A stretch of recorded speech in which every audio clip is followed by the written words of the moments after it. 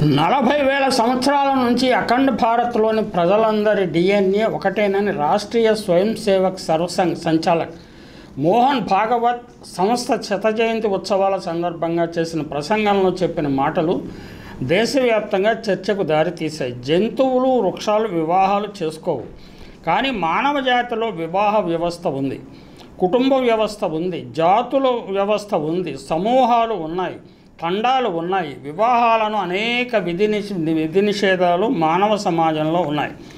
మహాభారతంలో కుంతి పాండురాజుతో ఆడిన మాటలు కూడా గ్రంథస్థం అయ్యాయి. స్త్రీ పురుషులు ఆనందం కోసం తమ కోరికలు తీర్చుకోవటానికి కలిసేవారు. పుట్టిన పిల్లలకు వారు బాధ్యులు కానీ ఒక కాలం ఉండేదని కుంతి చెబుతుంది. వ్యవసాయంతో పాటే పితృస్వామ్య వ్యవస్థ, ఆస్తి అనే భావనలు బలపడ్డాయి. ఆస్తి ఉన్న వ్యక్తులు ఆస్తి తమ పిల్లలకే చెందాలని కోరుకోవటం సర్వసాధారణం. అనేక మందితో సెక్స్ సంబంధాలు పెట్టుకునే మహిళకు కూడా తమ పిల్లలకు తండ్రి ఎవరో తెలియదు. కాబట్టి వివాహం, ఏకపత్ని వ్రతం వంటి భావనలు ఏర్పడ్డాయి. పతివ్రతలకు విశేషమైన శక్తులు ఉంటాయన్న భావనలను ప్రేరేపించింది. పితృస్వామ్య వ్యవస్థ అని వేరే చెప్పనవసరం లేదు. ప్రపంచంలోనే అతి పురాతనమైన పెళ్లి మంత్రం ఋగ్వేదంలో చూడవచ్చు. అలాగే మన ధర్మశాస్త్రాలు 8 రకాల వివాహ పద్ధతులను ప్రస్తావించడం మనకు తెలిసిందే. బ్రహ్మచర్యం గురించి గృహస్థాశ్రమంలో ప్రవేశించిన తరువాతనే ఆస్తి హక్కు లభించేది. మనుషులు ప్రస్థానం 2 లక్షల సంవత్సరాల క్రితం ప్రారంభమైందని మానవ శాస్త్రవేత్తలు అంచనా వేస్తున్నారు.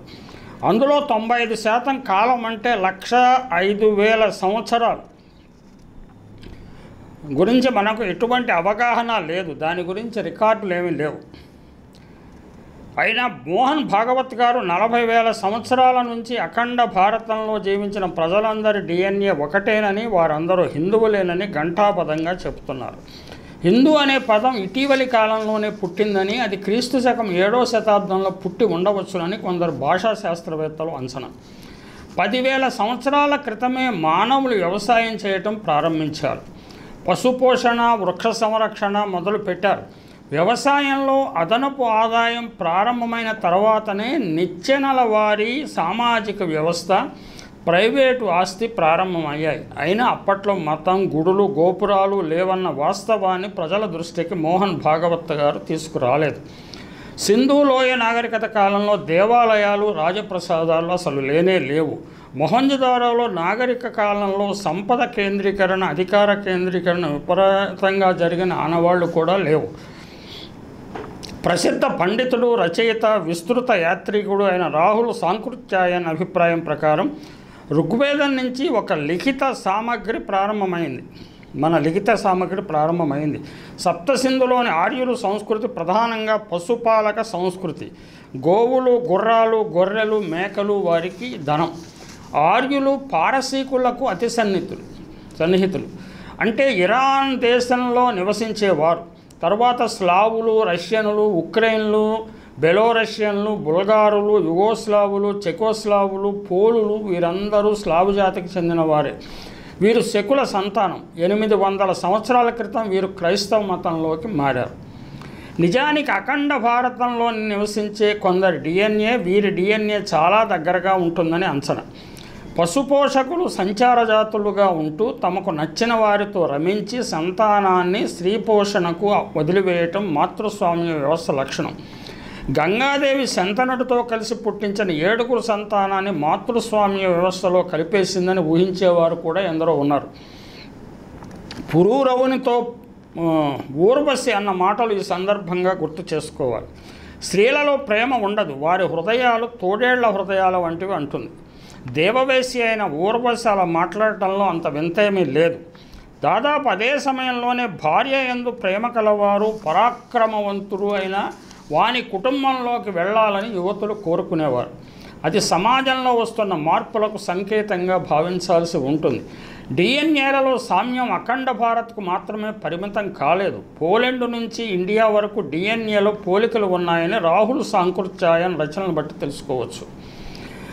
ఋగ్వేదం ద్రవిడులకు, కిరాతకులకు ఉన్న భేదాన్ని గుర్తించలేదు, కానీ జన్యుశాస్త్రజ్ఞులు మాత్రం ఈ భేదాన్ని స్పష్టంగా గుర్తించారు. ఋగ్వేద కాలంలో అతి క్రూరమైన బానిస విధానం అమలులో ఉండేది. ఋగ్వేద ఆర్యులు అనుసరించిన విధానాలకు ప్రతిస్పందనగా 600 ఏళ్లకు బుద్ధుడు జన్మించాడు. గాడిదలు, గొర్రెలు, దాసుల కోసం ఇంద్రుణ్ణి ఋగ్వేద ఆర్యులు ప్రార్థించేవారు. అంటే వేదాల్లో ఉన్నదంతా డివైన్ ప్రవచనాలు అని అనుకోవద్దండి. చాలా మామూలు రోజువారీ కార్యకలాపాలు. మా ఆవులు పాలు బాగా ఇవ్వాలి, మా ఆబోతులు బలంగా ఉండాలి, మా పక్కవాడి ఆవులు నశించిపోవాలి, అలాంటి మంత్రాలు కూడా ఉన్నాయి.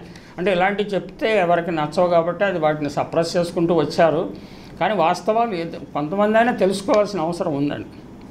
గాడిదలు, గొర్రెలు, దాసుల కోసం ఇంద్రుణ్ణి ఋగ్వేద ఆర్యులు ప్రార్థించేవారు.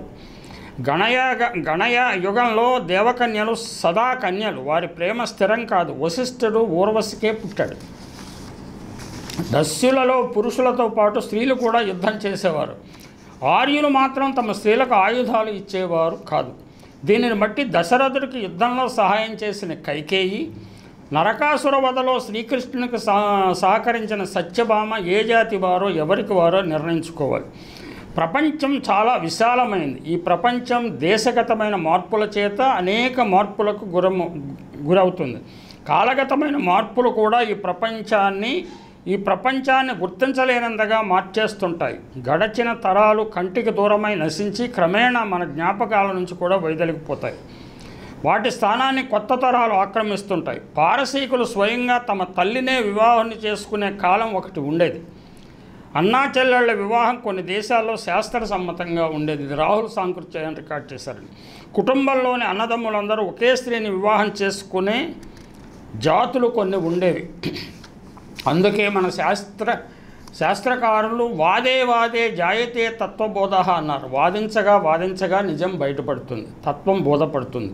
అఖండ భారతంలో హిందూ మత ప్రాబల్యాన్ని పునరుద్ధరించడానికి ఎవరైనా ప్రయత్నిస్తే అది ఎండమావుల వెంట పరుగే అవుతుందని మాత్రం చెప్పక తప్పదు.